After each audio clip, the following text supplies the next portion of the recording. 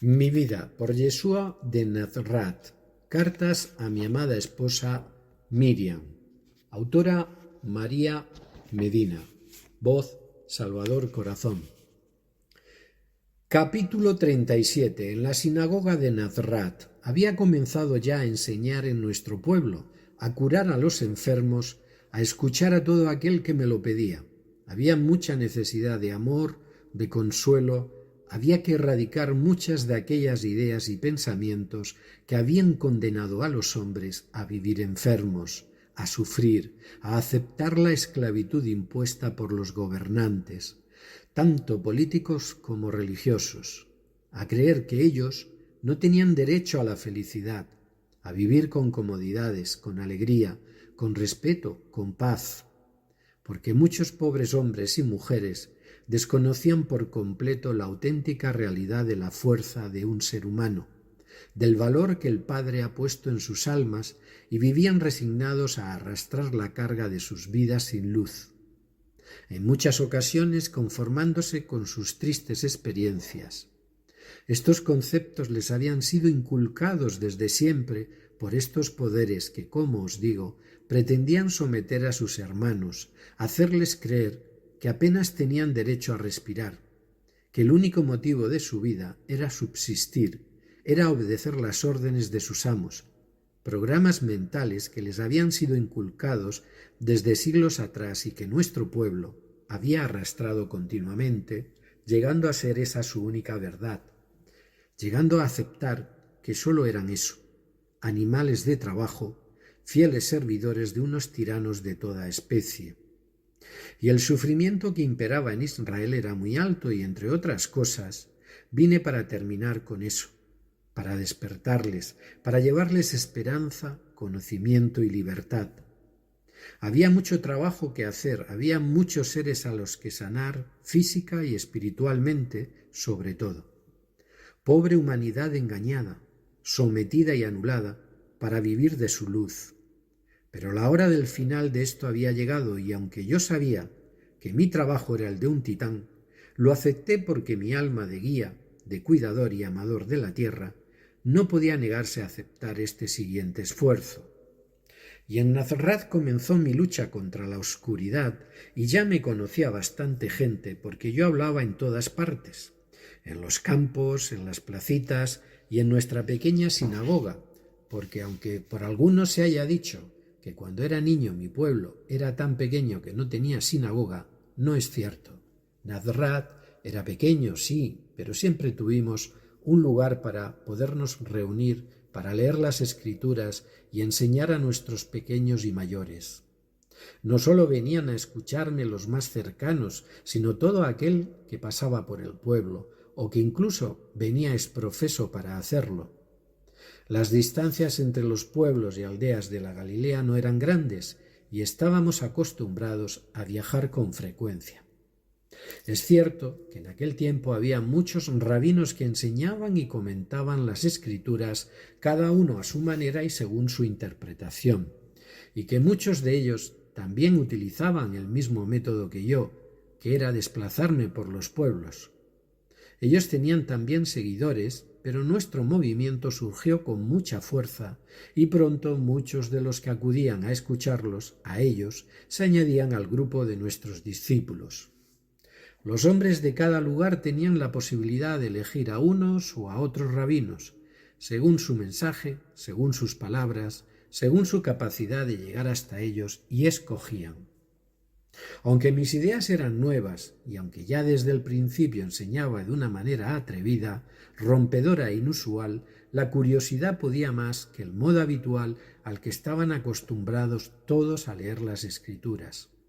Es cierto que unos me escuchaban aprobando lo que decía, la nueva interpretación de lo escrito, el auténtico sentido de las leyes, porque era un nuevo soplo de esperanza dentro de tanta palabrería sin sentido, emitida solamente de manera mecánica, y sin embargo, por parte de otros, se desataba un gran rechazo, porque les tocaba algo en sus corrompidos pilares, y eso no les interesaba, porque sus mentes estaban muy limitadas. La doctrina que yo prediqué en aquel tiempo era muy avanzada y debía conseguir mover una masa de energía paralizada desde mucho tiempo atrás. A pesar de sus dudas y de sus inseguridades hacia mí, los rabinos de la sinagoga de nuestro pueblo me permitían leer el Shabbat de cada semana, y como yo había despertado tanta curiosidad, la casa de oración y de reunión se llenaba de gente deseosa de escucharme. Siempre salían de allí felices, porque recibían la luz que cada Shabbat descendía sobre ellos. Y los rabinos cada vez estaban más desorientados porque eran incapaces de rebatir mis palabras. Aquel definitivo Shabbat me entregaron el libro del profeta Yesayahu y leí textualmente una de sus porciones. El Espíritu de Dios está sobre mí, por eso me ha ungido para acercar las buenas nuevas a los pobres y me ha enviado para restaurar a los quebrantados de corazón, para proclamar la libertad a los cautivos y dar vista a los ciegos, para fortalecer con el perdón a los quebrantados y para proclamar el año agradable de Dios. Después cerré el libro y se hizo un gran silencio en la casa, esperando mis palabras. Y entonces continué diciendo: hoy se ha cumplido esta profecía ante vosotros. Había declarado ante todos los presentes mi personalidad. El tumulto que se levantó fue tremendo. Los sacerdotes y los fariseos comenzaron a decir a voz en grito: ¿qué estaba diciendo? Que todos sabían que yo era el hijo de Yosef y Mariam. ¿Cómo había tenido la osadía de declararme Masiaj? Pero continué diciendo: os digo que ningún profeta es aceptado en su pueblo, y que me estáis pidiendo que haga aquí prodigios, como hice en otros lugares.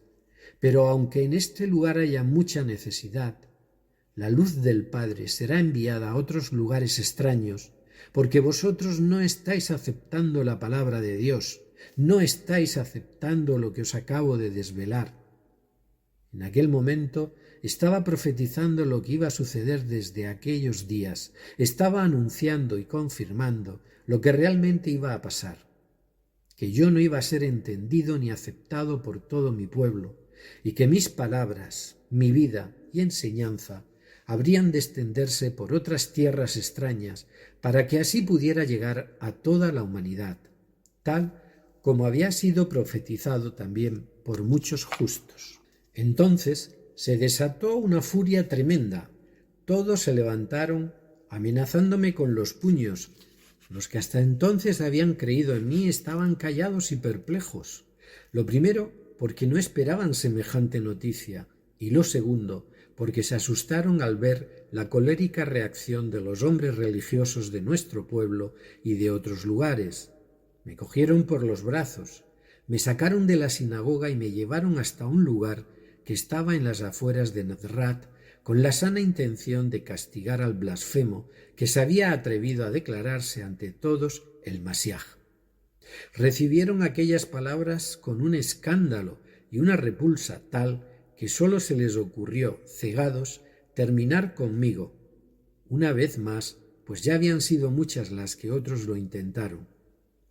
Cuando llegamos a la cima del montículo, sin que nadie pudiera mover un dedo, atravesé el tumulto, porque tan ocupados estaban en pelear entre ellos, en escandalizarse por lo que habían oído, que ni se dieron cuenta de que me fui, de que todos nosotros nos fuimos, y volvimos a casa tranquilamente, aunque también es cierto que no pude volver a hablar en la sinagoga y estuve un tiempo limitándome a hablar en el campo y a sanar enfermos, hasta que decidimos marcharnos de allí hacia Cafarnaúm, mi siguiente lugar de trabajo, donde fijamos nuestra nueva casa por mucho tiempo, porque la hostilidad que se despertó hacia mí en Nazrat fue muy grande y alcanzó también a mi familia.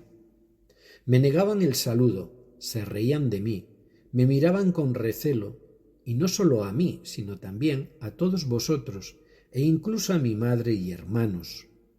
Cada vez que yo aparecía en público murmuraban e incluso nos insultaban. No podíamos vivir en paz, y así fue como nuestro pueblo cerró sus puertas a la luz para que fuera recibida en otros lugares de nuestra tierra. Es cierto que hasta que nos marchamos de Nazrat tuve que soportar muchas burlas por parte de muchos de nuestros vecinos. Todas las circunstancias contribuyeron a un necesario cambio de residencia. Yeshua.